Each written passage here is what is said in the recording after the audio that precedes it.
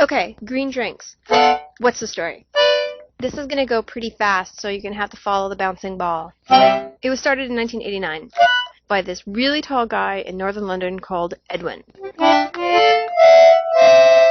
So this one night, Edwin was hanging out with some of his green buddies. And he noticed another green guy hanging out.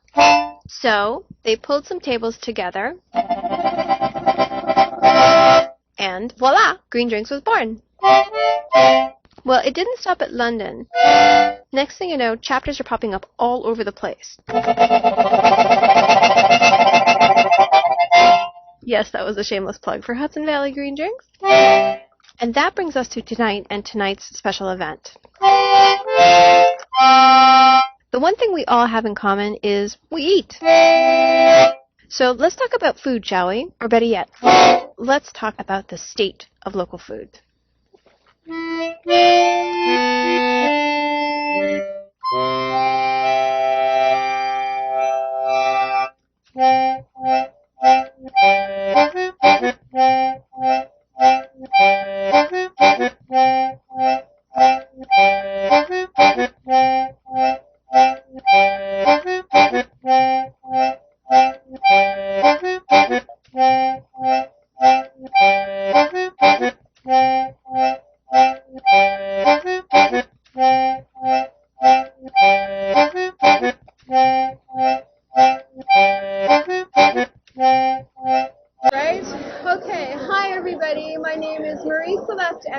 And I run the Hudson Valley chapter of Green Drinks, and you are joining us at a live webcast at the Rhinecliff Hotel in Rhinecliff, New York in the Hudson Valley. We're located about an hour and 45 minutes north. You can even take the Amtrak train here. Tonight's live webcast is on the state of local food, and it is sponsored by Glynwood. With us tonight is the sponsor, the president of Glynwood, Judith Labelle. Sorry, Judy. Either way is fine. Welcome to Green Drinks. Thank you for coming. Yeah, congratulations on a great event. Thank you. So tell our audience about Glynwood. You have to speak up. Sure. Glynwood is based on its own 225-acre farm about 60 miles north of New York City. And so we run the farm. We have a CSA garden, but we also do a lot of programming, and our focus is on helping communities save farming, so helping them understand what the agricultural resource is and what they can do to try and develop a strategy in their community that will encourage people to remain in farming and other people who own farmland to bring it back into production. And then we also work at the regional level, whether through workshops or through training programs, and also working on recreating the infrastructure that small farmers need. Well, I know Glynwood because I used to live fairly close to them, and I used to take workshops with you. I took beekeeping workshops, I took backyard chicken keeping workshops, I took introduction to... maybe? No, I didn't take them because I don't have any fruit trees. But anyway, and I love Glynwood, and it was actually one of your board members, Rodney Down, that is a member of Green Drinks, who told you guys about my desire to do a webcast. Why did you want to jump on board with the webcast? Well, we admire your creativity and energy in doing it, Celeste. And also it seemed to us an opportunity to help introduce a wider audience of people who have a general environmental interest to some of the issues around food and what's going on in the valley right now, because every place around the country has its own distinct feel, or in other places in the world.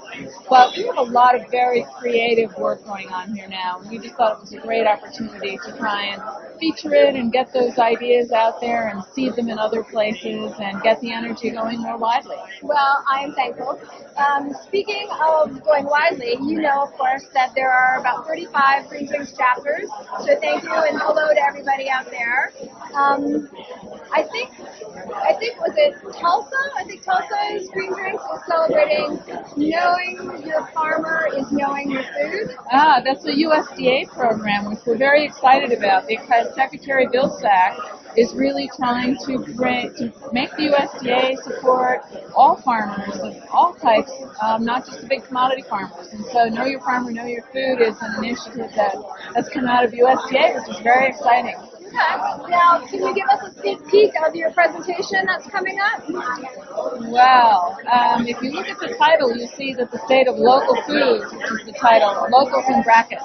So we're going to look both at local foods, but then the larger food system, and see how they interact today and what we can do to try and strengthen the local part of that. Fabulous. All right. So that presentation is going to happen. I'm just looking over at our webcaster just to make sure that our sound is fine and our voice. He's giving me the nod, so we're good. So with the national connection that Judy is going to be doing, this webcast is actually going out live, obviously. I reached out to the international community to try and get other chapters on board, and as I mentioned earlier, there's 35 of us. New Zealand is watching, cities in Canada, many in the United States, even Hawaii. I got emails from China yesterday to go on the reminder list for 15 minutes before, so it's a huge audience that's here Very learning exciting. about our local food heroes, but also learning about you, Glynwood. So I thank you, and the presentation that Judith will be doing will start about 7:40-ish. That's keeping clock here, making sure that we stay on schedule. So thank you. Our pleasure. Now, the next person that I'm going to introduce you to, the next part of this section, or the next part of this webcast, is going to be where we're going to introduce you to our local food heroes. And I'll say that they were picked by a very tough committee, a committee of one.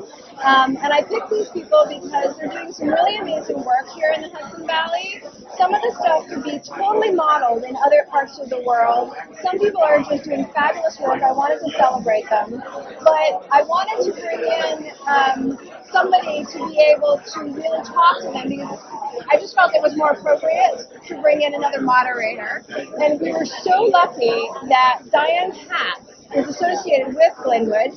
Welcome, Diane. Thank you very much, Rhinecliff. Thank you for taking this on. It was a bit of a bear in the last week, and I'm sorry, because there are a lot of changes. But Diane, people might know you as, I guess you're a creator of The executive producer. The executive producer of the animation The Matrix. Yeah. And if you don't know The Matrix, you really need to go see it, thematrix.com. And also sustainabletable.org, I'm the founder. right? Yes. Well, it's fabulous. But now you're with? I'm now with Glynwood. I'm the co-founder of the Glynwood Institute. Okay, what is the Glynwood Institute of Sustainable Food and Farming, correct? Glynwood Institute for Sustainable Food and Farming. We're calling ourselves a creative action tank. So what we're doing is we are literally looking at ways to shift the food supply to regional sustainable. Okay, and it just launched, did it not? Just launched a couple weeks ago, actually. Oh, really? Yes. Oh, Officially great. launched, I think it was April 14th. Oh, great. I'm glad. So I'm actually going to hand things over to Diane to talk to our local food heroes. So, let's start at the beginning with seeds. The Hudson Valley is home to the Hudson Valley Seed Library. It's based in Accord, New York, and the library began in 2004 as a project literally at a library. But over the past 2 years, it's grown into an independent seed and farm company. And one of the beautiful things is that the seeds from the library are in these beautiful packets that are designed by New York area artists. And we have Ken Greene with us today, who's going to talk about seeds. So, to start, what exactly is the seed library and why is it important? Well, there's no entity that actually is a seed library. There are different seed libraries in the country, and they all function differently.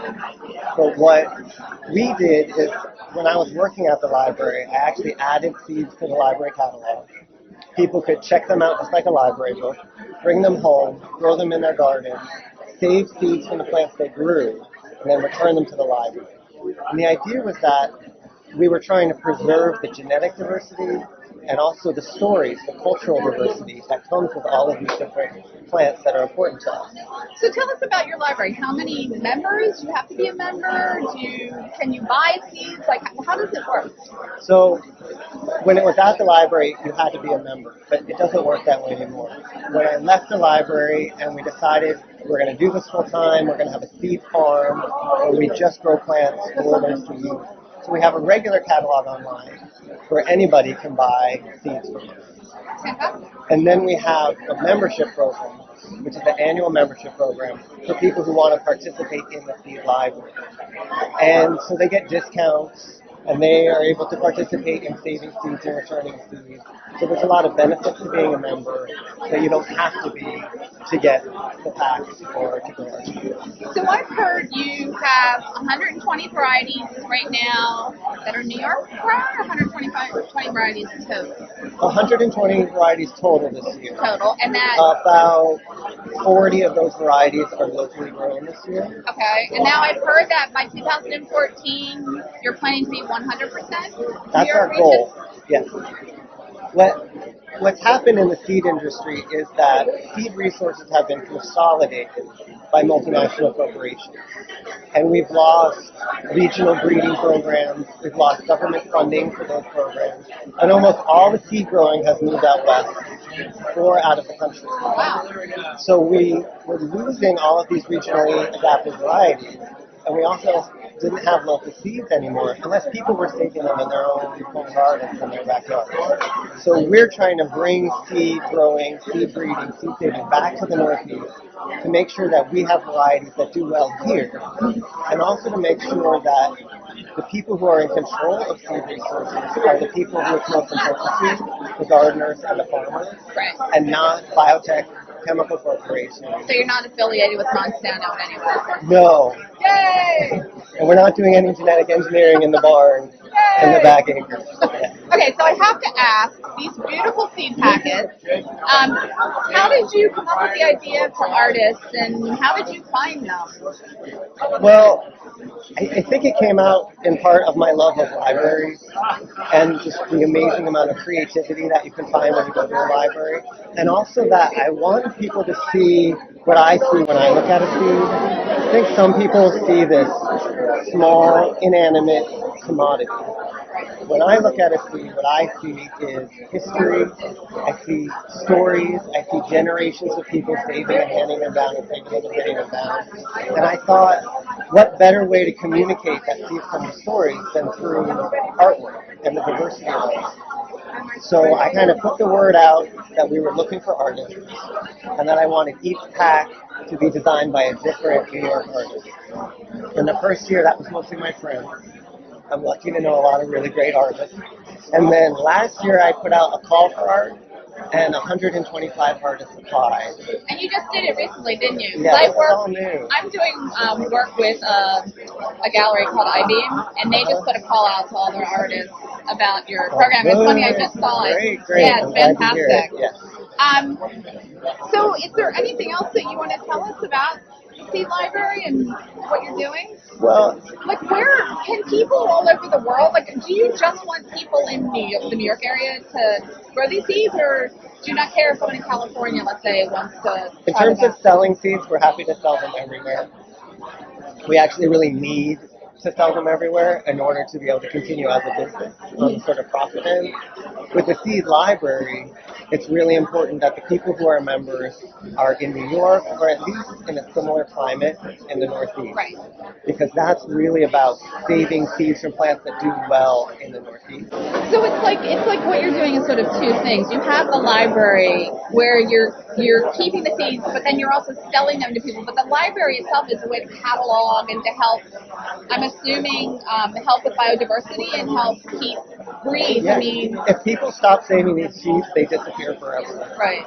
And I've heard that's one of the biggest problems we have is we're losing our biodiversity. We've lost obscene amount of biodiversity in terms of plants and the plants that we depend on as humans over the last 40 or 50 years. Wow. Mostly due to the popularity of hybrids and genetic engineering, and like we were talking about, the consolidation of seed resources. It's really important in terms of seeds that there is a diversity. Right. That if there's a problem in one part of the country, someone else in a different part of the country is growing seeds. Seeds are really easy to share. Right. They're kind of designed to travel. So it's actually easier to share seeds than it is to share food. Right. It's cheaper to send seeds somewhere where they need seeds than to truck food there. Right. And to have people growing their own food from the seeds that are there. So we have to close. Unfortunately, we only have a few minutes for each person, but can you give us one tip for a backyard garden? I think what I would want to say to everybody is, even if you don't think you're a gardener, or you think you have that black thumb, to go grow something, try something. If you can grow it in a container, if you can tear up your lawn, if you can start something in your backyard, grow something to learn more and get sort of more intimate with the plants that feed us, Right. to understand that process more. Let some of those plants grow to seed, and you'll see a whole new side of the plants that you eat. To see the whole entire life cycle. It's an amazing, inspiring process to go through, and I really recommend that everyone try it, even if you do it on a really small scale. Okay, so I live in the East Village in Manhattan, and I will get a pot, and I will plant. I'm hoping I will get one of these lovely seed packets. So I promise I will plant something. Great. Thank you so much, Ben. Thanks a lot. Okay. So first we have seeds, and next we need to grow our food. So our next guest is the executive director of the Phillies Bridge Farm Project. It's a nonprofit organization that runs education programs, and they also operate a CSA in Ulster County. Phillies Bridge began farming in 1995 on land that dates back to early Huguenot settlers in the mid-1600s. They have 65 acres, where 6 acres are used to grow organic vegetables and berries. So joining us tonight from Phillies Bridge Farm is Jill Rubin, who I'm happy to say used to be a Glynwood employee, where the Glynwood Institute is currently located. Welcome, Jill. Thank you. It's great to be here, Diane. Oh, pull it back.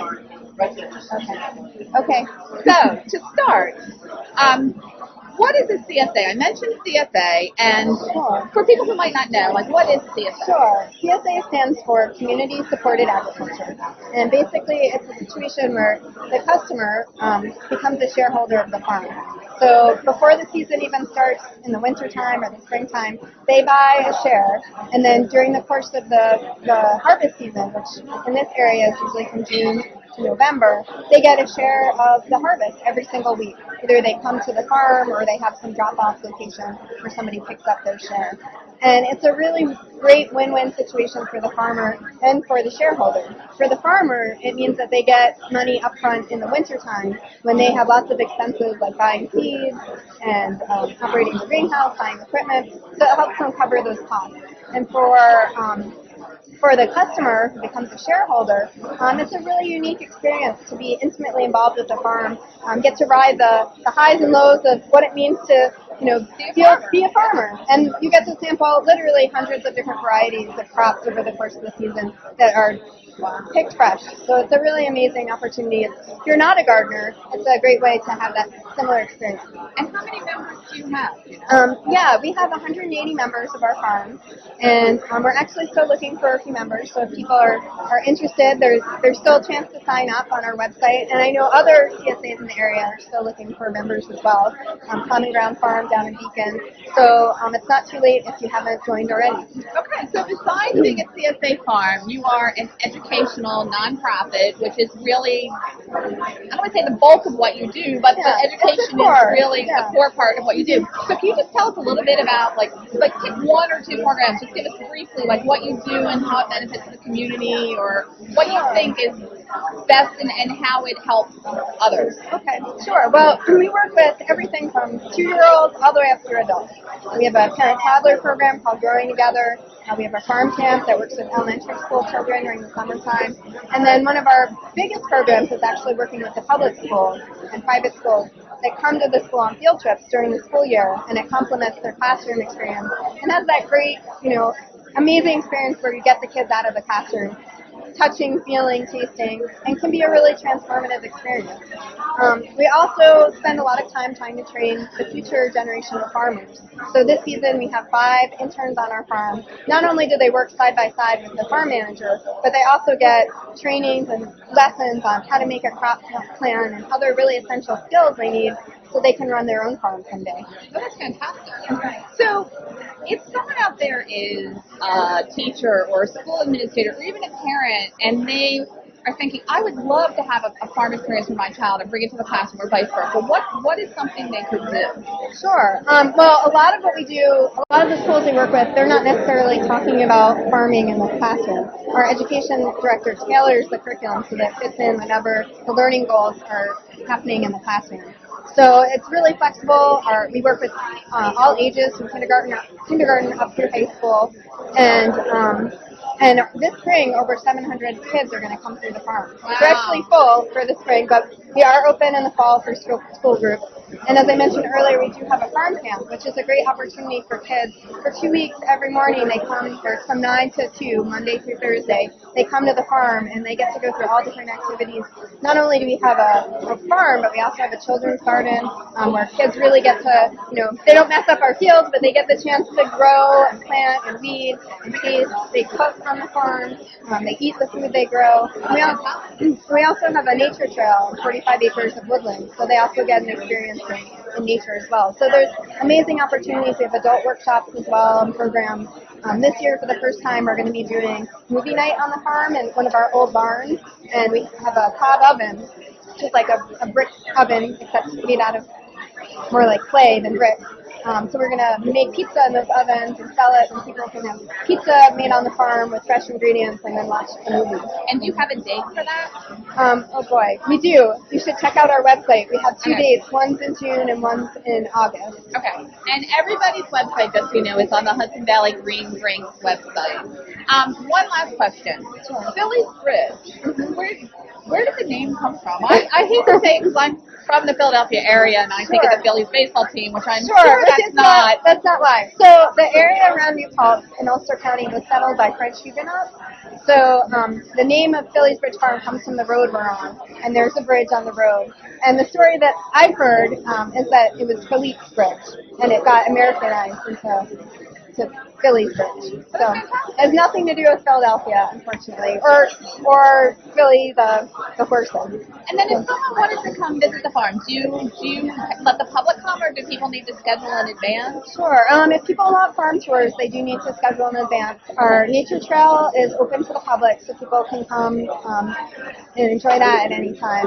We are a working farm, so we have tractors going and other equipment. So we don't encourage people just to come and wander the field. But we're certainly, love to have the public involved with what we do and have lots of programs as well that can engage the public. I think I'm going to go visit. And if I can add one more thing, I think what we try and do is through very simple hands-on activities, things like pulling a carrot out of the ground and getting to savor what that carrot really tastes like.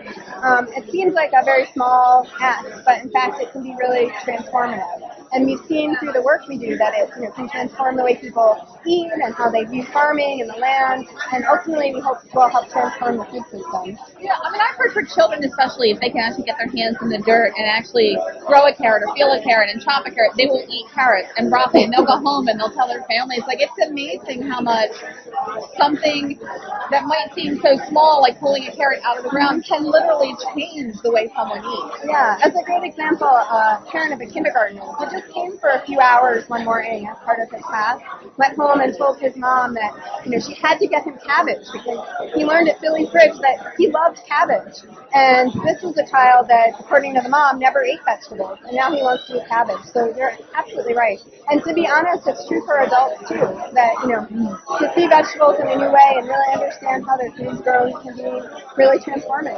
Yeah, and I have to say, I didn't know what kohlrabi was before I joined CSA. I when I got this bowl. You still know what it is? I do, and I love it. And I actually like mashed potatoes. People eat it raw like apples, but I'm like, what's kohlrabi? And that's one of the exciting things about doing CSA is you get to experience foods that most people, people on farms know this stuff is good, but I think most people, ramps, a lot of people still don't know what ramps are. Okay, so thank you so much, Jill. Thank you, Diane. Phillies Bridge Farm Project. And please check them out. Yeah, great. Thank you so much. So next we're going to move on to meat, Hudson Valley meat in particular. Now we don't have time to get into issues around factory farming or industrial agriculture. If you'd like to learn more, there are links and resources on the Hudson Valley Green Drinks website. Also, giving myself a little plug, in my former life, I founded a program called Sustainable Table. And if you go to the website there, it is an educational resource. There's tons of information both on factory farming and on pasture-raised sustainable farming, and it can answer any question you might have. But tonight, we're going to talk about sustainably raised local pastured animals for meat. And with us is Mike Picinelli from Thunderhill Farm. Welcome, Mike. Thank you. So, you and your wife Cindy operate Thunderhill Farm. Where are you located and what do you raise? Okay, we were in town of Stanfordville, right on Route 82. We raise pigs, beef, lamb, chicken, eggs, and vegetables. Wow. And how much land do you have? We actually own 50 acres, but we rent other land. Oh, that's fantastic. So what season is it? Pigs were just born. Is it goats were just born? Like, is there a season for animals when they have their babies? The pigs are born all year round. Oh, they are. Yeah. The sheep and the cows, we try to have our cows calve in April, May. So by the time the mother really needs a lot of milk for the babies, grass is growing. That So makes they're out, sense. they're out on the spring pasture. Okay. So we try to have our lambs and sheep all born in the spring. So I have been told that you farm using the Northeast Organic Farming Association Farmers Pledge, and I have to be honest, and with all the work I've done, I hadn't heard of this until I got information about you. So can you tell me what it is and a little bit about it? Okay, the Farmer's Pledge is basically, it's the same, you follow the same rules as if you're certified organic.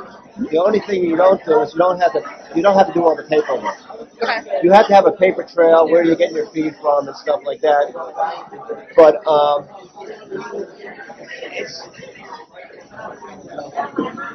it's an open book farm. If people want to come, they can look. We can tour. They can see the farm. They can see what the animals are doing, what they're eating, where they, how they're raised. Is that part of your pledge? Like taking That's part of the pledge. Yeah, it has to be an open book policy. Okay. Yeah. And then is there a website, or can people go You somewhere can go to find NOFA out? New York.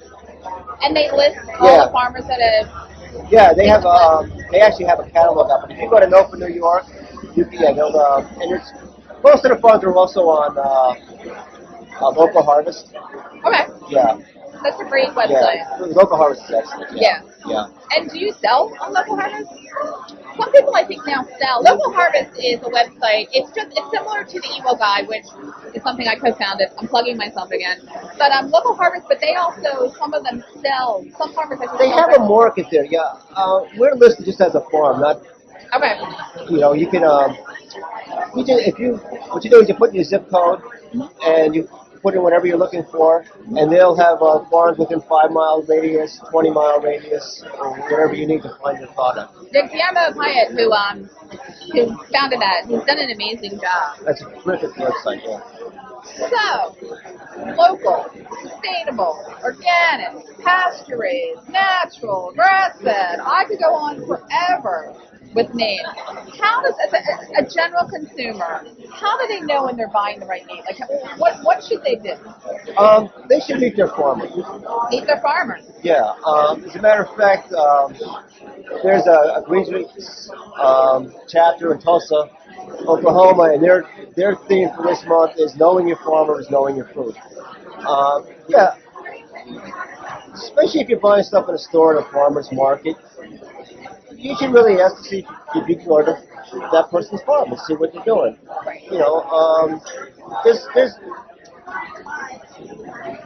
a lot of buzzwords out. I mean, last year the buzzword was organic. This year the buzzword is local.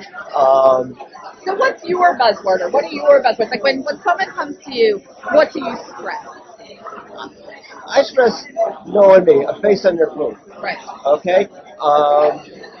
Everything I sell is raised on my farm.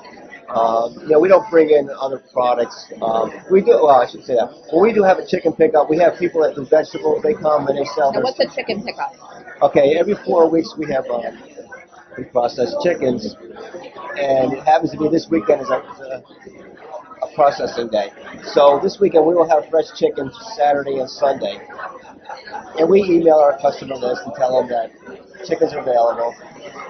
And we'll have, if people, friends of ours, or other farmers have a lot of vegetables or have a lot of something, we invite them over to sell. Oh, right. So on those days, there's product that's not ours, but the farmer who's selling that product will be there representing that product. Right.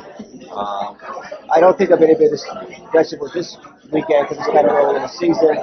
But when garlic's due, we have a few people that raise garlic. They'll bring their garlic over, or sweet corn, or whatever's in season. So if somebody's interested in your products, like your chickens, do they have to be a member, or do they just have to get on your email list and then you'll just let them know? No, we have an email list just to let people know. We don't bombard them with information or anything. It's just like, we'll send on Tuesday night, we'll send out an email saying this weekend will be a chicken pickup. And that's basically it. Or we'll tell them if we're going to have a particular item, we have lambs or we have pigs ready or whatever. So do most people come to your farm, or do you also sell at farmers markets? No, we sell everything at the farm. Oh, wow. That's fantastic. It's good and it's bad. Why? Well, I mean, it's good because I give people that do farmers markets a lot of credit. There's a lot of work there involved before and after the actual market, especially if you're doing meats. It's got to be refrigerated, and these vegetable guys, they're out there harvesting 2 days up to the market, so it's fresh. And then they're at the market all day. Yeah, and I mean, some of those guys, they don't get to sleep for 24 hours. I give those people a lot of credit. I do too. I don't think people really understand. A lot of people don't understand how hard farmers work. I mean, they really don't. Yeah. Okay, so we have to wrap it up. Mike, it's so great to speak with you, and good luck, and maybe I'll stop by for chicken pickup. Thank you very much. Okay, thank you. So now we're on to our next guest. We're going to talk with someone that plays an extremely important role in the growing of our fruits and vegetables through pollination. And through that, I mean bees. So I'd like to read you a letter. I want to commend your tremendous work in fostering awareness and knowledge of naturalistic and organic beekeeping practices in New York State. Your unique, empathetic approach to the plight of the honeybee has encouraged greater consideration of the reciprocal relationship between this invaluable creature and humans. By emphasizing care and respect for the honeybee over opportunism and disregard, your teachings provide a healthier alternative for modern apiculture, as well as a broader human message of the significance of compassion in contemporary society. Please accept my profound admiration for your exemplary work. Signed, David A. Patterson, Governor of New York, and addressed to Mr. Chris Harp, our next guest. Welcome, Chris. Thank you. So you and your partner, Gray Rice, head up the organization Honeybee Lives. Tell us a little about it. Honeybee Lives. I'm sorry, That's Honeybee okay. Lives. I should have asked you that first. I didn't tell you in the first place. What was the question?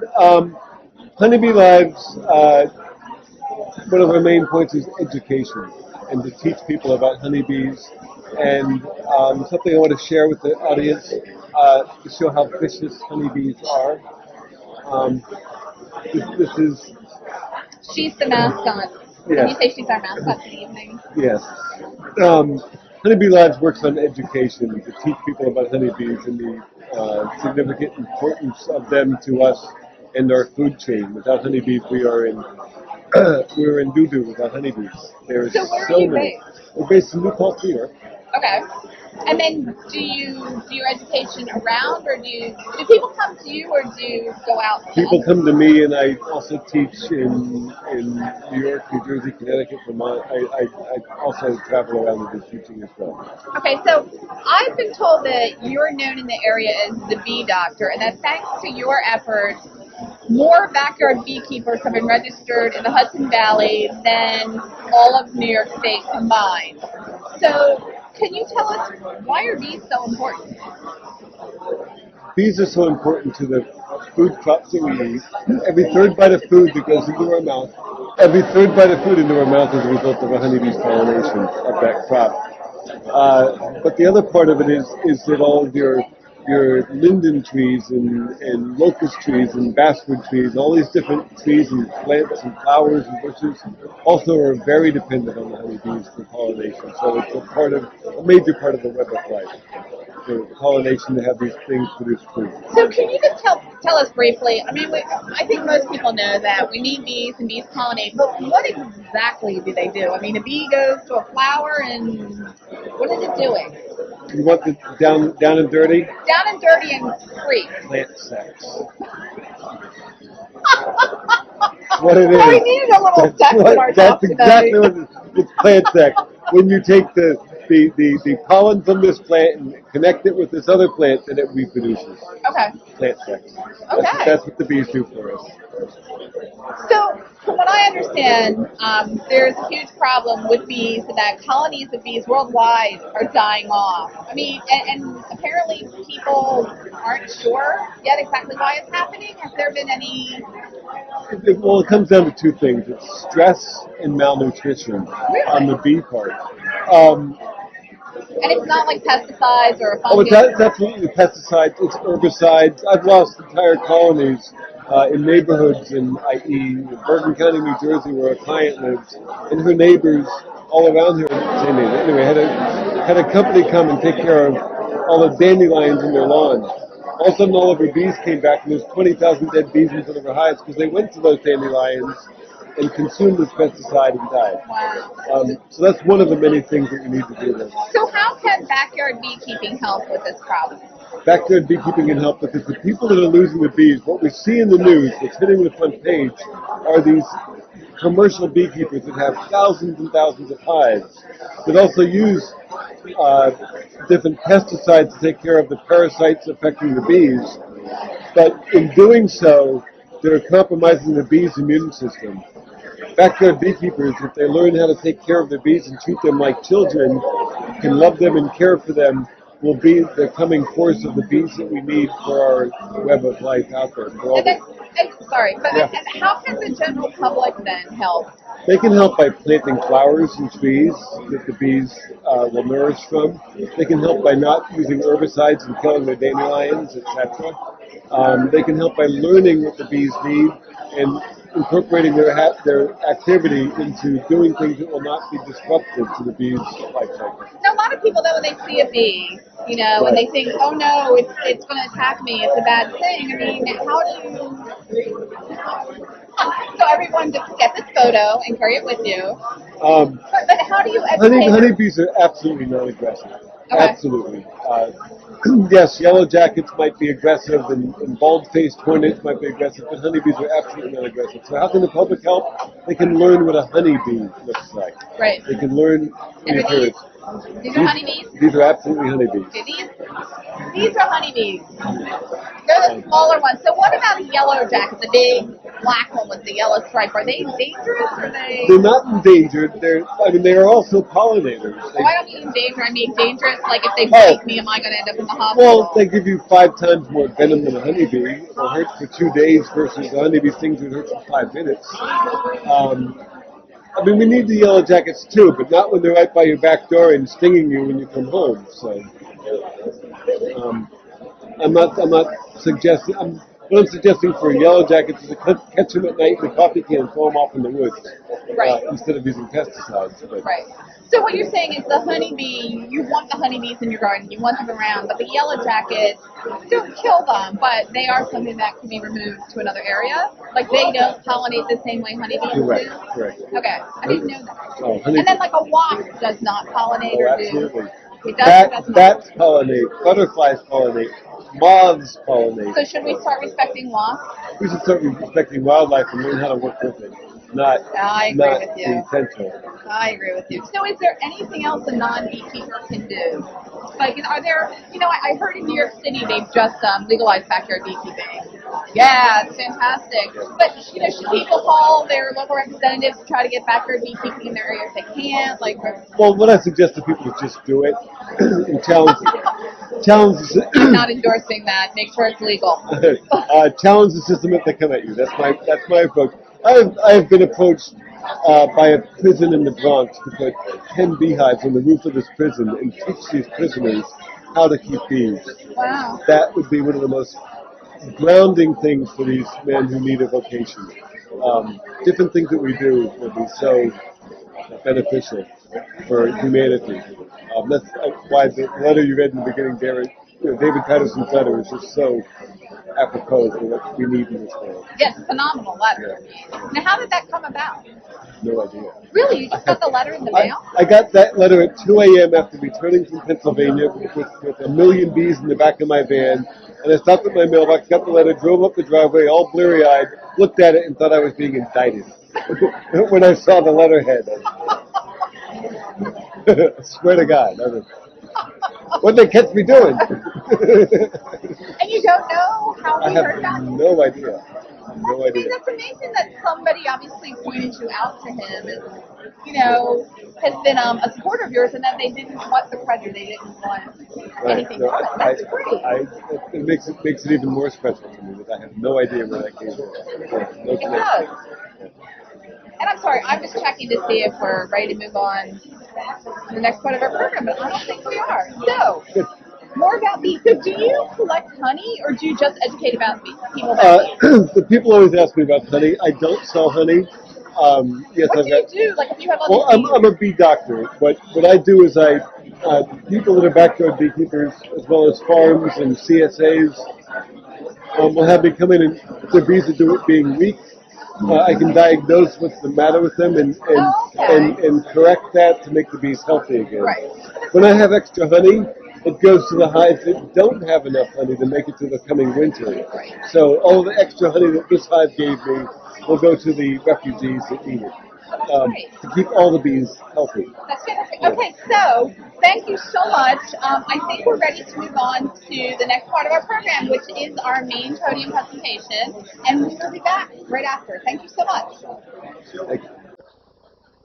Ladies and gentlemen, good evening and welcome to the Rhinecliff, our little historic hotel nestled here on the banks of the beautiful Hudson Valley River.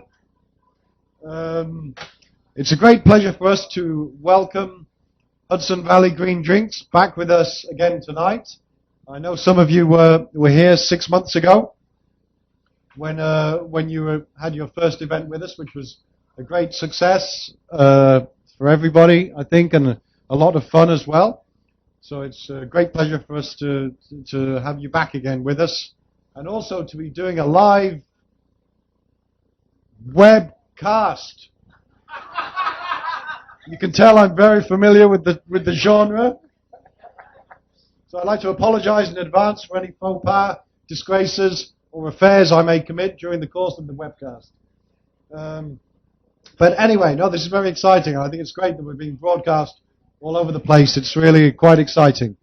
So anyway, I guess a lot can happen in 6 months since you were last here. We had an exciting volcano exploded, which stopped European air traffic, which I think was quite a surprise for everybody. In England, they didn't notice. They just thought it was cloudy, same as ever, so nothing much happened.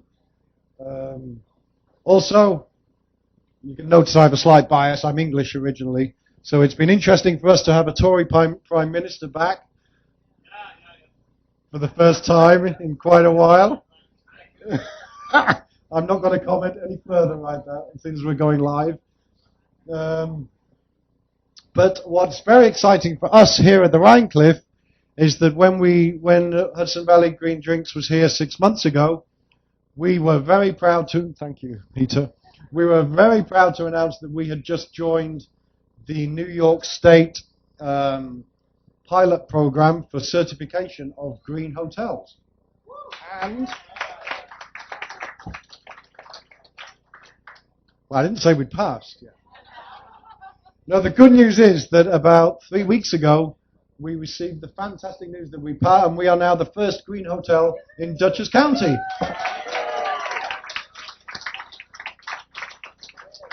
So we are very, very pleased to be able to say that we are, in our own little way, hopefully doing our bit. What we've discovered, which was, I don't know if interesting, or perhaps to be expected, is that it's actually hard to be green and do all the right things. The easy thing is to just do the regular things, which are not very environmentally friendly and great for the earth and great for people and generally not so great in many ways. And what we've discovered is that every little thing we try to do is actually a big effort to do things in the right and the responsible way, and often actually costs you more to do it. But obviously it's the right way to go, and it's what you have to do. And so we're very pleased to be doing it. I wish I could say we are so fantastic that we are doing everything perfectly and we are 100%, but that's not quite the case. We are fighting and learning all the little things we can do to get better at being green, and to do the right things. We're also discovering that sometimes you have to compromise. Those of you who were here last time may remember our architect, David Borenstein, who's a very interesting fellow, gave a nice little talk about the difficulties he faces of trying to do the right thing and be green and to do responsible things, and yet sometimes aesthetic judgments and other limitations can affect you, and you can't be quite as green as you would like to be. You know, we find examples in the lighting that we use around. Unfortunately, the technology is not there yet for us to use totally green lighting. Otherwise, we'd look like a football field throughout the hotel. It wouldn't quite be so atmospheric. So, you know, there's a way to go, and you do your best, I think, in many ways. But all I can say is we are trying our best and trying to get better and to do the right things.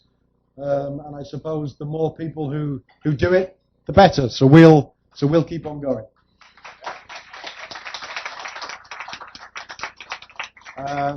The good news is that my speech is over. So I'm going to hand over to Marie Celeste of Hudson Valley Green Drinks, who is good at doing speeches. And I thank you all for coming and joining us and being with us tonight. Thank you.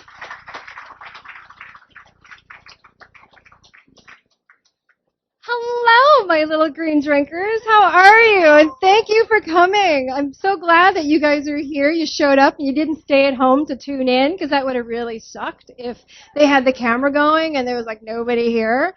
Okay, so some of you are new to Green Drinks. I see new name tags. So just so that you know, if you missed the video at the beginning, I'm sorry, because I did not know that we couldn't have more than one laptop going. Otherwise, it sucked up the bandwidth. So if you want to see the webcast tomorrow, it'll be back online, and you'll actually be able to see everything. So if there's like a specific section that you want to hear, one of the speakers that you couldn't hear, you can go online. The reason that I did the online live webcast was Green Drinks is international. Of course, I run the Hudson Valley chapter, and we've been here for 2 years now, and it's just been incredibly well received in our region. So, and it's thanks to you guys for supporting it and coming out every month. But I reached out to the international chapters as well, and we have 35 of us so far. Who knows, other people may have logged on, but we had 35 chapters tell me ahead of time that they were going to help promote this event. They were going to help spread the word. So I got emails from people from China, New Zealand, Italy. It's been amazing how much press this has gotten as well, including some stations in England and Wales. We got a little plug on WAMC for Hudson Valley Green Drinks yesterday, so exactly. Oh, and Doug also did a radio interview with me, wherever Doug is, from the Woodstock Roundtable.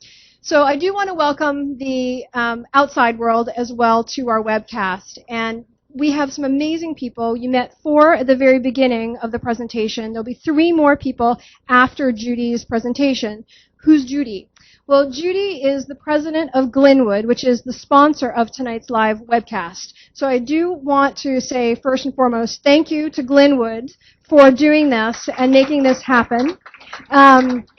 And Glynwood is an organization that supports communities by helping them keep farming. They have so many programs. They have a CSA on their property. They're located in Putnam County, just east of Cold Spring. They have a beautiful facility. I think it's like 250 acres or so, 125 farmed, I believe. I used to live near there, so I know it very, very well. I've taken many classes through them as well. And they have a CSA, as I mentioned. They do the outreach to the various communities. They have a slaughterhouse initiative. I think it's called Lila, I think. If I'm wrong, she'll correct me. They have speakers programs. They've just got so many great things. And it's fabulous that they are here tonight to tell you about what the state of local food is tonight. So I'm going to introduce you now to Judith Labelle, the president of Glynwood, who will let us know how things are. Judith.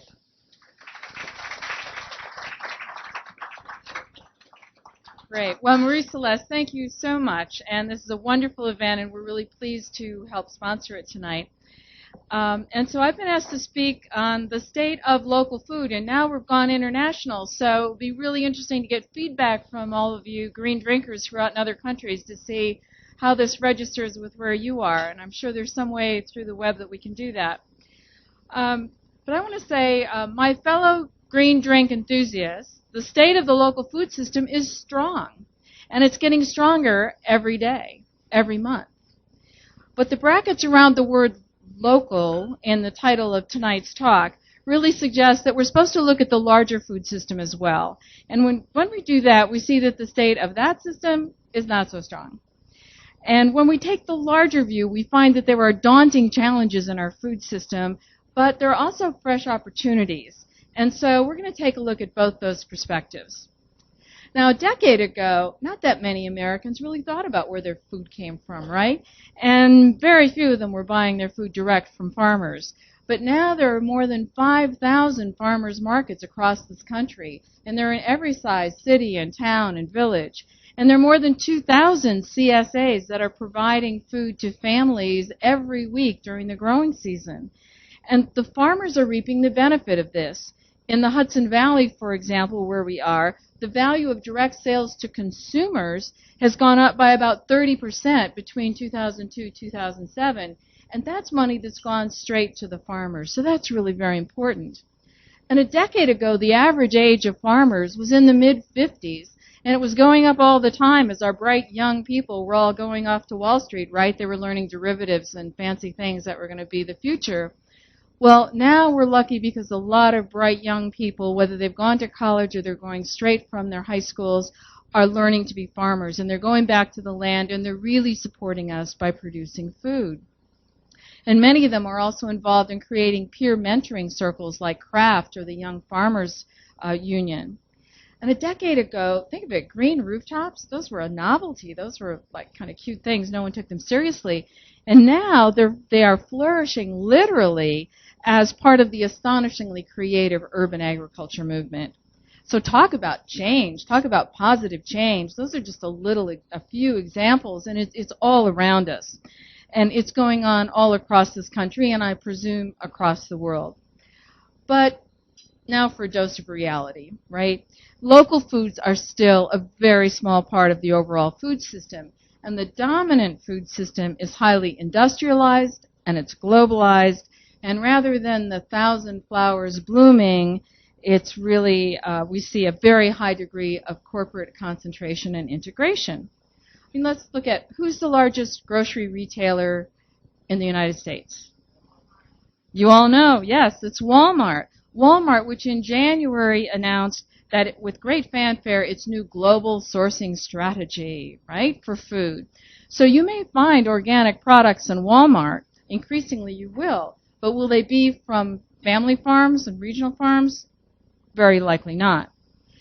But, you know, we've almost come to accept Walmart as being sui generis, as being, you know, unto its own in terms of its retail. But, you know, other sectors of the food system are probably, you know, have more competition, right? More things going on, more competitors. So let's just take a quick look. Let's start with meat.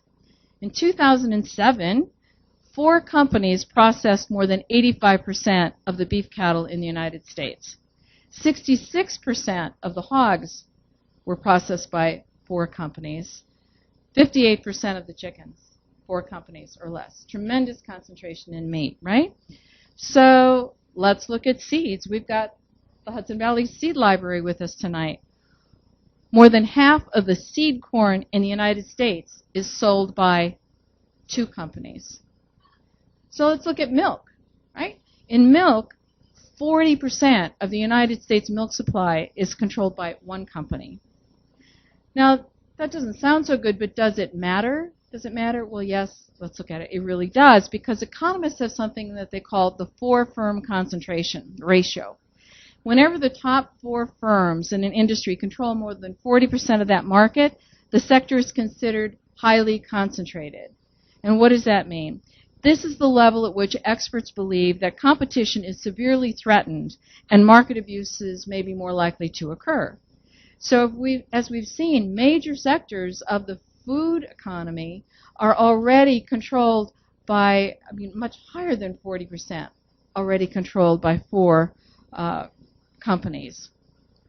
So perhaps we shouldn't be surprised to learn that since 1980, when this concentration has really grown much more, the price of groceries to consumers has steadily risen. It hasn't gone down as a result of this concentration.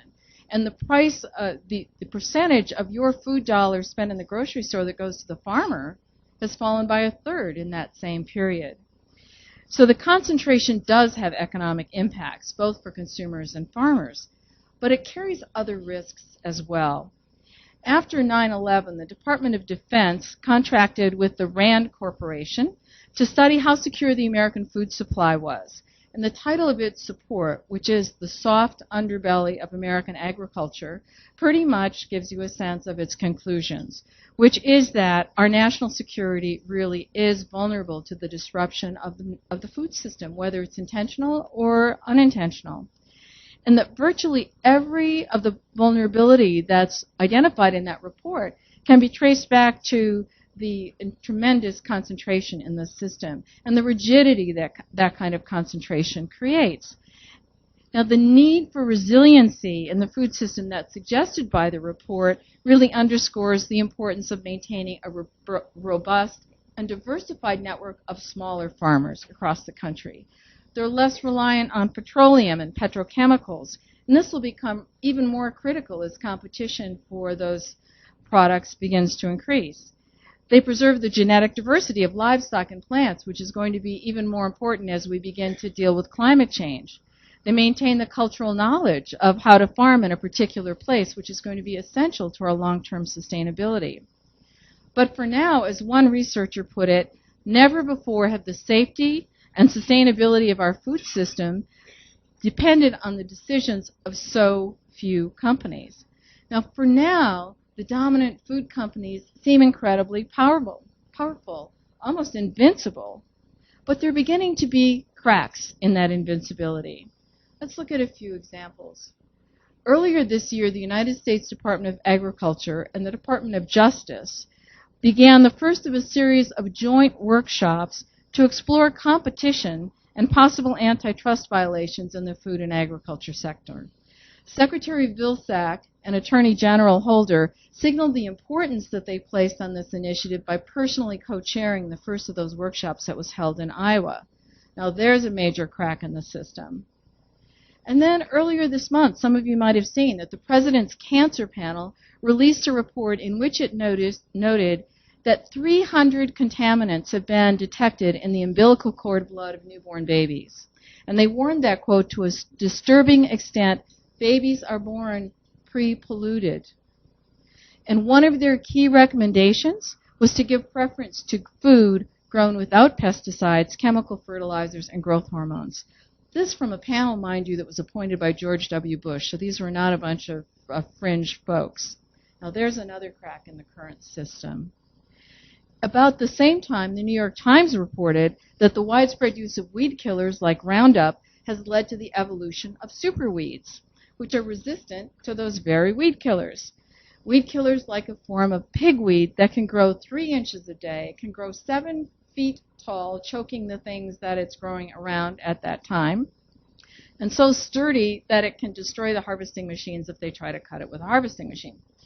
There are already at least 10 of these superweeds that are out there on millions of acres of land in some parts of the country. And according to the president of the Arkansas Association of Conservation Districts, these superweeds, quote, are the single largest threat to production agriculture we have ever seen, unquote. Now there's a crack in the system. And then there was the Military Leaders for Kids. Did you see that article? A nonprofit group of 130 retired generals, admirals, and other senior military leaders who issued a report titled Too Fat to Fight, noting that a fourth of young adults are too heavy to meet the standards for entering the military. And the highly processed food that is the hallmark of the industrial system and that has become central to our school lunches certainly shares the blame for this problem. There's another crack in the system. I mean, even the Vatican is concerned about the food system. The new head of the Pontifical Council for Justice and Peace, Cardinal Turkson, has urged caution and further study of the possible negative effects of genetically engineered organisms. Now, each of these reports, each of these problems is a crack. It's a fissure in the highly concentrated and integrated food system. It's a crack in their seeming invulnerability. It's a crack in the seeming inevitability. Here a crack, there a crack, every day a new crack, right? And each of them a sign of crisis, but also a sign of opportunity, our opportunity to really help grow the regional food system that can help take us to a new future in this country. Now, I want us just for a second to consider the lowly purslane, right? A lot of you probably know the purslane. We were brought up to think that it was a weed, right? But now we know it contains more omega-3 fatty acids than any other leafy vegetable that we know of, right? And it's a tough little fellow. According to my new friend Wikipedia, its deep roots also bring up moisture and nutrients that companion plants can use, and some, including corn, will actually follow purslane roots down through harder soil than they could penetrate on their own. And did I mention they love cracks? They even grow in cracks in New York City sidewalks. So back to the subtitle of this talk. The title of this talk was The State of Local Food. It's not just what you eat. And I want to assert that it's what you do. It's what we all do. And I submit to you that our challenge is to be like this little purslane. Find the cracks in the system. Sink your roots down through that hard soil to make it easier for others to come along with you. Be a super weed, but of a positive kind. Now, we need to do so much so quickly that whatever you can do, that's the right thing. Go do it. Are you a producer? Thank you. Help the rest of us understand what you do, what you need, so we can support you. And are you a local official? Then find out what the farmers in your community need and help them, encourage them to stay there. And if you're a land conservationist, focus on saving farmland, but do it in a way that encourages it to stay in production. Are you a green developer? Then incorporate food into your developments. And look at the Center for a Livable Future in Baltimore that actually got gold leads because they got extra points for having a CSA in a local cafeteria. And if you're a consumer, well, obviously, use your food dollars wisely. And don't worry about being perfect. Just do what you can this month and this year. And next year, do more. Just keep building on it. Don't let the perfect be the enemy of the good. But don't forget, you're a citizen too. Let your elected officials know what it is you want, how you want your tax dollars used. Urge your congressman to support the reauthorization of the Child Nutrition Act with more funding for better school food. And encourage Secretary Vilsack to continue working to give the smaller farmers a level playing field when they're out there competing with consumers, even if it does make the Iowa corn producers unhappy, which it does. And weigh in on the proposed rules that would manage the problems in industrial agricultural processing in ways that would make it even harder for smaller processes to stay in business. Let them hear from you. These issues are coming up all the time now. Stay attuned with them. Let people know that you care. Now, a few years ago, I was at a meeting with senior officials from some major food corporations. And at a break, I asked one of them why they were so hostile to those of us who were there, who were proponents of local agriculture. I said, look, I know we're a fast-growing part of the economy, but really, we're a really small part of the market. And I'll never forget, this fairly tall fellow looked down his nose at me, and he said, because you encourage people to want what we cannot give them, right? We encourage people to want what the big food system cannot give them. What he meant was fresh food and really healthy food. And exactly so. And I say we have to keep on doing that, encourage people to want this food, help them get this food, and we'll strengthen the local food system and the larger food system at the same time. So let's go get them. Thanks.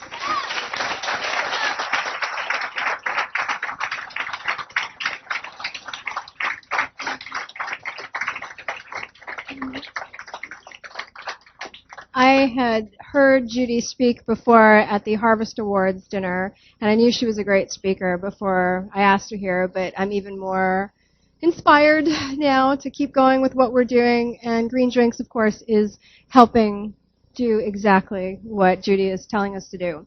So officially, that's the end of this presentation portion. What's going to go on now is you're going to go back to your mixing and mingling and enjoying meeting each other, etc. The webcast is going to go back to Diane with 3 more speakers. So that was a fantastic presentation by Judith Labelle. And now we're back. So we've covered seeds, CSA, and bees. But for our local farms to really thrive and not just survive, we need to have a vibrant local food system. And an important part of that is to have a strong marketplace where farmers have options to sell their food. So with me right now is the president of a company called Winter Sun Farms. And Winter Sun Farms fills the demand for local food in the winter by partnering with local farms, and they create a winter CSA that's filled with local frozen and preserved vegetables and fruits. And if that is in any way confusing, Jim Hyland, our next guest, is going to explain that. So welcome, Jim. Hi, how are you, Diane? I'm good. So is it true that you started Winter Sun Farms because you couldn't find local food options in the winter? Yes, that's true. I was a CSA member myself, and you'd get this wonderful local food all summer long, and then the winter would roll around, and there wasn't that many options. And when you went to the store, it was either fresh from 1,000 miles away or even frozen from thousands of miles away. So what I started doing with my own winter share is freezing it myself, and my family and I would eat it in the winter. The first things we started to do was frozen kale. So we blanch it and freeze the kale. I just Googled it to figure out how to do it. And we ate it all winter, and it was wonderful. But the bigger part of that, too, is when I talked to my local farmer, he told me that he had to plow under a field of kale because it wasn't worth it for him to harvest. So I thought, well, wow, there's got to be a connection there. There's got to be people that would also want this food besides me, and it could help the farmers. And that's when Winter Sun Farms started. So can you tell me exactly what do you do? Do you go to a farm, or does a farm contract with you and then they harvest their extra? And then well, we actually do both. When we first started doing it, we figured we could just take the extra from the farms, like I said, with that farmer not harvesting his kale. But we've actually grown enough that we actually do contract with farms. And actually just today I was writing checks to some of our local farms that we contract with. And that's the other nice thing, because we have our members that join us, but our members know that we pay our farms good prices, and we also pay them early. So we actually cut checks for our farms this time of the year when they need the money. And that's how that's going. So we've gone past just surplus, and we also have farms contract for us. But the surplus part of it is also important because we can step in different scenarios because we're a CSA and take advantage of times when farms have extra stuff. So what are typical offerings in your CSA? Our CSA, we offer lots of different things. We have frozen berries, which are really, really popular, blueberries and raspberries. Raspberries are a great example of a crop that was an excess this year because it was so wet in this climate this summer that the berries weren't keeping.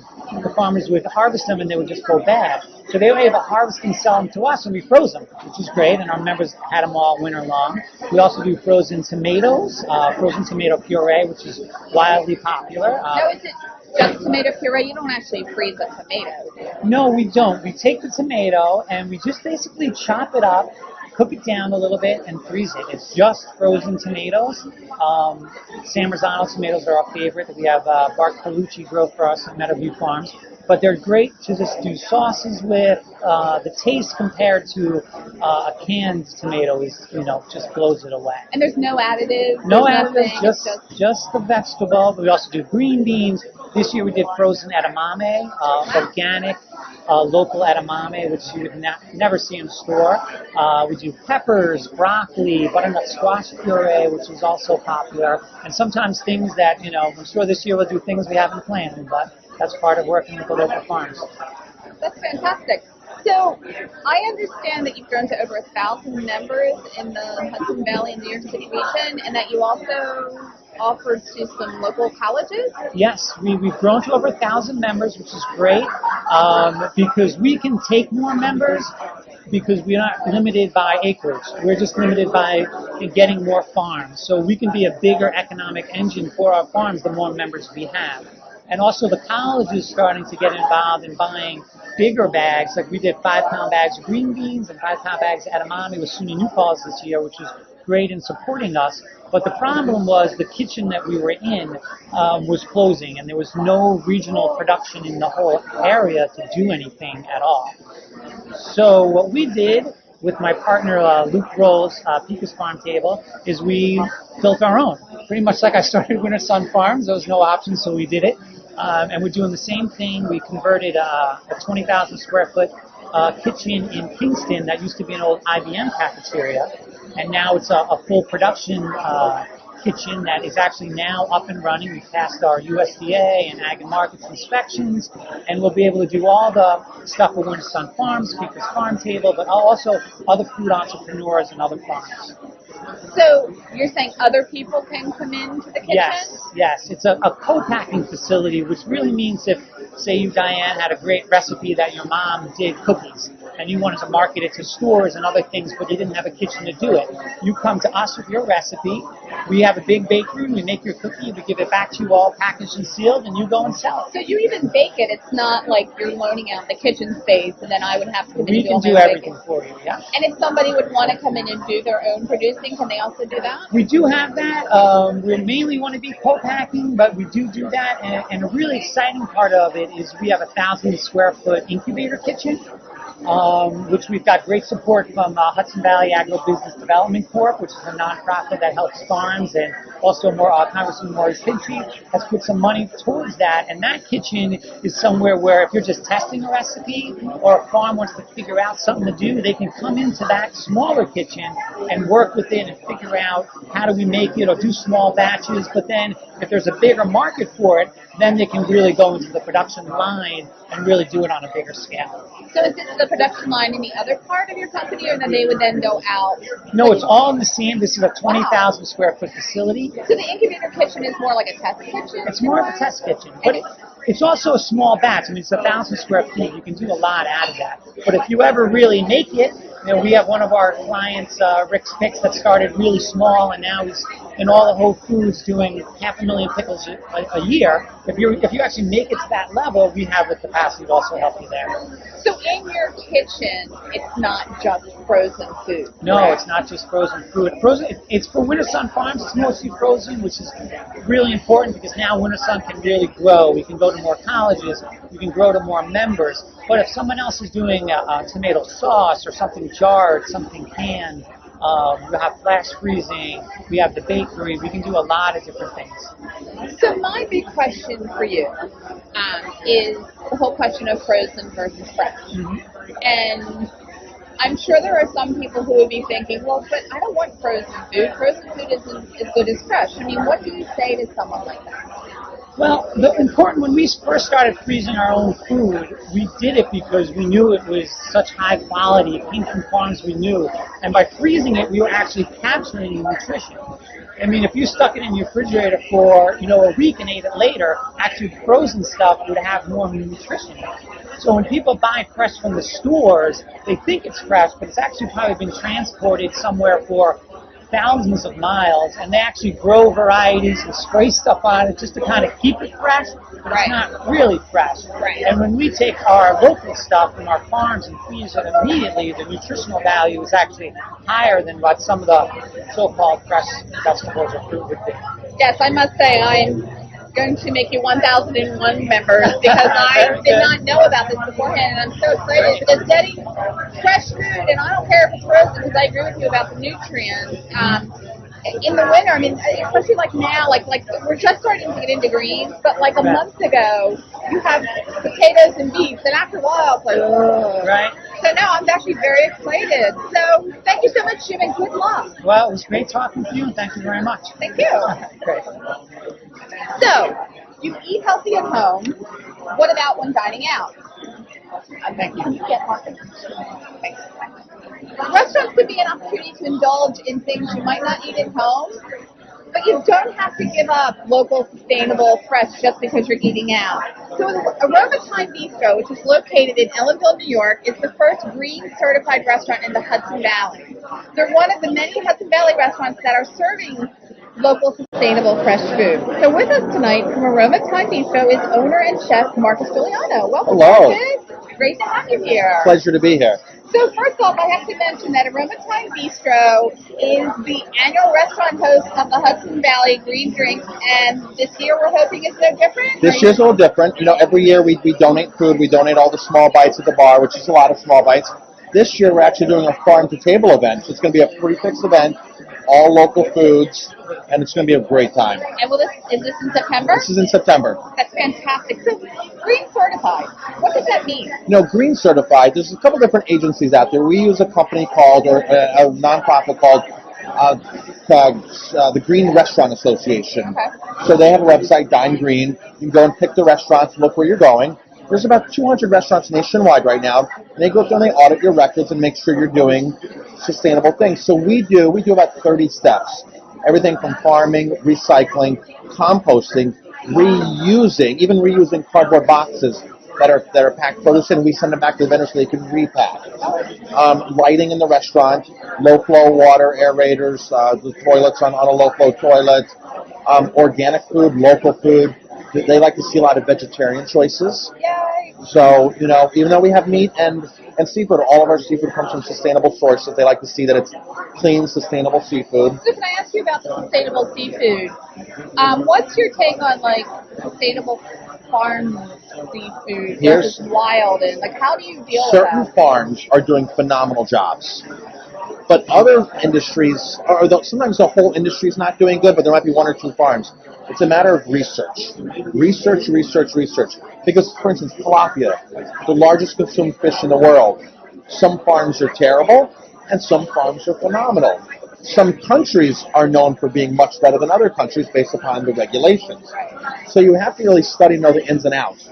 Which my new blog, Healthy Chef Dude, I talk about all that kind of stuff. I did a great tilapia post the other day where it talks about how they raise them in small ponds where they have to eat off the bottom, as opposed to raising them in bigger lakes where they put a false bottom in, where the fish can never get to the bottom and eat the dirt and the recycled things. So there's you have to look at each farm individually. So to say a whole industry is bad, because I just found a farmed salmon out of Washington State, inland farm salmon, contained water. It's not out in the ocean. It's not an open pen. It's contained inland. It gets top notch from Monterey Bay Aquarium and all the other seafood watches. Really? And the salmon Go figure this, yes. Wow. So I now, have to say, because I did it, and I used to go down on aquaculture, and the industrial farming has been horrible, so I'm happy to hear. So there are certain farms within bad industries that are shining. Right. So you, as the chef owner, do the research? I do all the research. Now, would I eat farmed salmon, even if it's the best? I would prefer wild salmon. Right. But let me tell you, if I went to a restaurant that was serving this sustainably farmed salmon, I'd be happy and say, okay, that's a much better choice than serving caged or net salmon out in a bay that's open, you know. So it's whatever step you're at that you want to take in your health to become green, sustainable, eco-friendly that you're at. Right. So I've heard you mention on your blog or your website, in one of your videos, which I've been told you have a lot of videos. I mean, Aroma Thyme Bistro is a great resource. I mean, not just a great place to eat, but a great educational resource in itself. But you mentioned that you can't buy everything locally. So what do you do? It's hard to buy everything locally. Right. I think it's impossible. It's lemon. Exactly. Now, there are really progressive restaurants around the country that are really strict and really go for everything but except for things like lemons. Now, in our instance, like olive oil. How can you run a kitchen without olive oil? Right. And there's not olive oil in New York. So instead of buying, now this is where you have to say, okay, I'm going to buy olive oil from somewhere else. I'm going to buy my scotch from Scotland, okay, because that's the only where scotch can come from. Right. So you have to I don't think a lot of people know that. There's American whiskey and there's other whiskeys, but if you want scotch, it has to come from Scotland. So you're in a pickle, aren't you, because that's not local. So what we do is we take it a step further and we say, okay, if we're going to give our money to somebody, it has to be an independent company. That's great. So it's not some mass conglomerate. So we really understand that we can work a relationship. I can pick up the phone, call an independent producer, and speak to them or email them back and forth. Understand what's going on. And hopefully that producer would welcome me into their home if I was visiting that part of the world. A large conglomerate's not going to do that. They're going to give me the fancy bells and whistle tour through the factory and things like that and make me feel like a VIP. But Jamie and I just went to Italy and we went to all the wineries we do business with. And I'm so envious. These owners welcome us into their homes, cooked for us. They put us up. The big wineries don't do that. So yes, okay, so we have Italian wine, so they all come from small producers. Now olive oil, we got phenomenal olive oil from California. So we're foregoing importing olive oil from California. We have a great California supplier, and it comes in boxes, big, the bag in a box, bigger boxes. So we're not shipping tin or glass, and it's very sustainable the way they're shipping, or the most sustainable way of shipping it. And it's phenomenal olive oil. And I've had a face-to-face conversation with the actual people behind the company. Even if you buy like a cooking oil, I've had companies with the president of the cooking oil that I'm buying from, because cooking oil, those are those are going to be larger manufacturers. But I've had a face-to-face conversation with our oil company on, our cooking oil company, on the way they expel or extract, no hexane gases, no solvents, GMO-free. So it's the whole thing of just, you have to be conscious of where your money goes. Because you are going to have outside your local area your dollars going. It's a matter of analyzing. So what can a consumer do? Like, let's say I don't live near you, so I can't get to your bistro, but I want my local restaurant to become more sustainable, local, organic. Like, what Here's the best. You get a lot of lip service from restaurants, which is unfortunate. And I've caught restaurants saying stuff that I know is totally not true. The fish isn't in season. That's just, this product doesn't exist locally, and I know that. So you have to be specific. You have to say, you have local food? And they could say yes. Oh, well, what is it? What farm does it come from? Can I go visit the farm? Can I tell them you recommended me? Those are questions that are really going to get specific, that it's going to be impossible to say, oh, yes, tell them that I sent you to a farm down the road. Or the best bet is to start at the farm. Go to the farm, or go to a farmer's market, have a great conversation with the person producing, and then say, by the way, what restaurants use your food? They're not going to lie to you. And now, so it's starting at the food source and going back to the restaurant, which I find the easiest way to do it. Well, I would also wonder if someone goes to a restaurant and they ask about how the food is sourced. Depending on the response you get from the person in the place, it's going to be a big gauge, isn't it? You know by the response a lot of times. So when you ask specific questions, what's the name of the farm? What's the farmer's name? Can I go there and visit? Have you been to the farm personally? Then those are questions that there's a stumbling blocks for people that aren't really doing the full deal. And you're going to be able to tell that. By all means, I stress to customers all the time, not even my customers, but everybody, if you're paying money for something, you have every right to know the ingredients that are in it and where it's sourced from. There's no secrets. Whether you pay $15 an entree or $45 an entree, it's your right to know as a consumer where it's coming from. And do you know certain, like seafood, if you're buying Alaskan king crab legs, the boxes that come in are going to have the vessel. They're going to be able to tell you the vessel it came from, the date it was caught. So there's no guessing games on certain things. Right. So they can go back and say, it came from vessel XYZ, and it was caught on September 23rd. So I think one of the challenges I've found is getting consumers comfortable. Like, you are a chef and the owner of a restaurant, and you're saying, come ask me questions.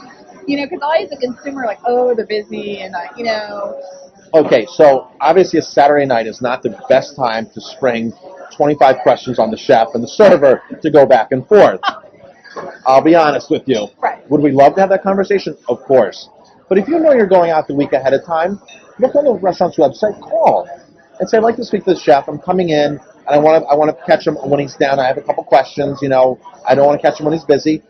And chefs should be more than willing to. And so, I was doing some research. I think your restaurant's going to be a great fit for me. I like to eat local food. Can you tell me about your local food program? And you can tell on the phone right then and there if that's for you or not. Right. So I think that's a great question, just saying, can you tell me about your local food program? Yes. And just listen to what the restaurant has to say. Exactly. So, there's a lot of things you can tell ahead of time, a lot of ways to. Some people take, people who have food allergies actually take cards with them. And I encourage customers, diners, if you're celiac disease and you can't have gluten or something, take a card with you. I cannot eat any of the following. It will cause a reaction, this and that. You hand that to the server. The server can take that to the chef, and there's no confusions of playing telephone. Right. Because I have to say, the local sustainable restaurants I've eaten at, I'm a gluten-free vegetarian. I don't have any problem. They seem to be, the chefs seem to be not just in touch with the food, they seem to be in touch with people's palates and people's dietary needs, which it's fantastic for people with celiac. To be in the restaurant business today, you have to have those elements. You have to be in touch with people's dietary. Everybody's on some form of restriction or diet or food modification, it seems like. Right. So you have to be in touch with that. Thank you so much. So we have to wrap it up now. This is Marcus. Please, if you're in the area, go to Aroma Bistro, and I am definitely going to be eating there this summer. Excellent.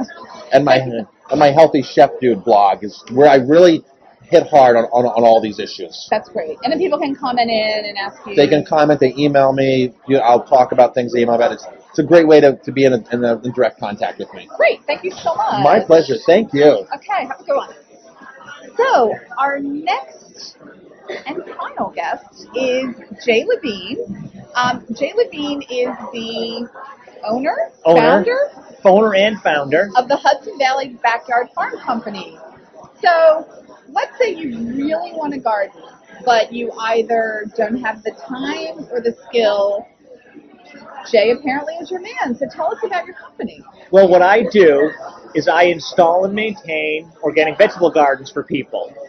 Families, individuals, businesses, restaurants, anyone who wants an organic vegetable garden but doesn't have the time, knowledge to do so. Maybe they're afraid of bugs. Any reason why you can't put the garden together, I can do it for you. So what exactly do you do? Let's say I call you up. I'm like, Jay, I got this patch of land in the front, and I'm allergic to dirt. So what would you do? Well, what I do is first I come and talk to you to find out what you're looking for, what do you need, how big a garden do you want, how big a family do you have. I take a look at your yard and say, do you have enough sun? Where would the garden go in your yard? And once we've answered all of those questions, what I'll do is I'll put together a plan, and I do what's a system called lasagna gardening, where I make raised beds, and it's called lasagna gardening because you make different layers of materials. And essentially what you're doing is you're making a compost pile on top of the ground that you then plant into. And the advantage of that is it doesn't matter what kind of soil you've got. It doesn't matter if you're in the middle of the city. It doesn't matter if you've got nothing but rock underneath your soil. You're actually making your own soil that you plant into. So does that, with that, because I'm actually a bit obsessed with soil. Do you test the soil, or with what you do, it won't seep? Like if there's mercury in the soil, which there's a lot of problems in cities with land. Right. If I were doing something in a city, I might test the soil anyway. But generally, your annual vegetable plants only put their roots into the top 3 or 4 or 5 inches of soil. If you're growing carrots, of course, you're going a little bit deeper. But I make my beds deep enough that you're unlikely to pick up anything toxic that might be in the soil underneath. But if you were in an urban situation in particular, I might recommend getting a soil test anyway. Okay. So how did you come up with the idea for this business? Well, I've been gardening since I was 6 years old, and I've always gardened, no matter where I was.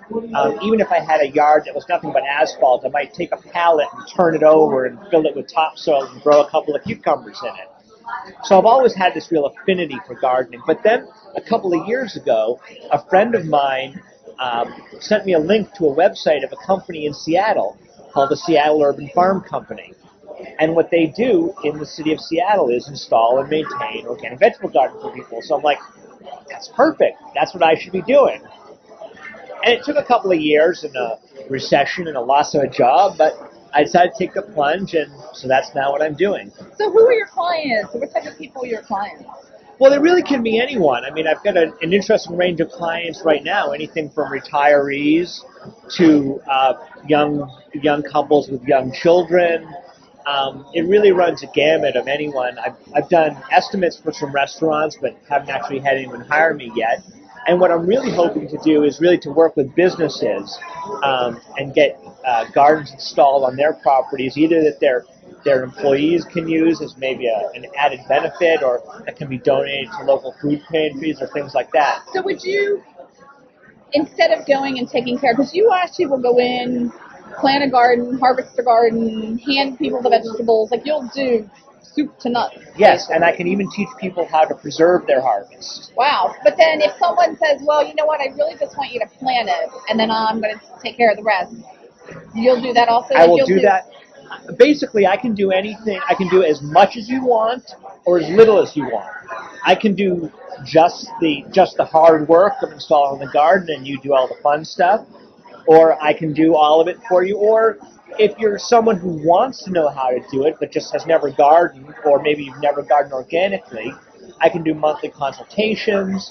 I can help you get your garden started, do maintenance with you for the first, say, couple of months of the summer, so you get to learn how to do it, and then you're on your own for the rest of your life. Sort of, teach a man how to fish, and they'll fish for the rest of their lives. So what area do you work in? Like, would you go, if someone from California called you up, would you go to California, or do you stay in the Hudson Valley? Primarily, I stay in the Hudson Valley. I do have one client in Connecticut at the moment. That's probably about as far as I would go. I have tried, I have located a number of other companies in other parts of the country, so if I were to get a contact from someone in that part of the country, I would certainly try to turn them on to that company. But, for example, I got someone from Northern Virginia who helped me on my website who wanted to do this, and I said, well, you should look up some of the Green Drinks chapters in your area, and maybe you'll find a company like mine. That's fantastic. So I think we have to wrap it up now. So the Hudson Valley Backyard Farm Company. If I had a backyard, I would probably give you a call, but I don't even have a blade of grass actually.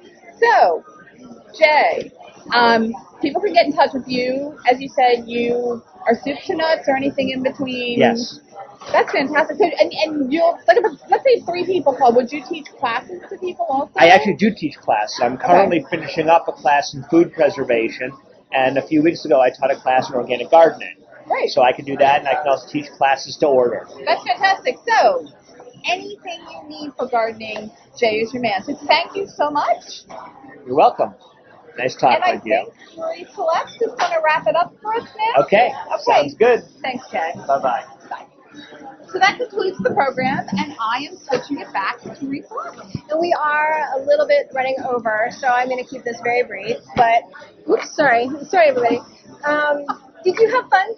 I did, actually. I was a little nervous to begin with, but everyone was so amazing, and I'm fascinated by what's going on here. I'm sort of new to the Hudson Valley. I'm a city girl, and I'm now working up here. So I'm very excited. Well, I'm glad I was able to introduce you to our little slice of the world. So we're going to wrap it up. I want to thank, again, all of the people involved in making this happen. Obviously, Judith Labelle, who's behind the camera. You can't see her. She did a wonderful job. She's giving us the finger twinkle over there. Of course, Diane. I mentioned earlier Rodney Dow from the board, who's the one that got Glynwood involved in this, so thanks to him. Thanks to our media sponsors who helped promote this event. Chronogram and New York House Magazine are my main. Every single month they give me media space on their publications. Let's see, all the speakers that came out, all of the chapters that were involved. The food was amazing. The Rhinecliff did a great job on the food, and they made some 5 drink choices. They're all green. I haven't had one yet. Now it's time. Now it is time. So I thank everyone for participating and for supporting Green Drinks. And if you want to check out our website, it's hvgreendrinks.org. And this webcast will be archived as of tomorrow, so you'll be able to see clips. The international site is greendrinks.org. So thank you again, and we are going to go to, I believe, some closing credits. So thank you, everybody, and good night.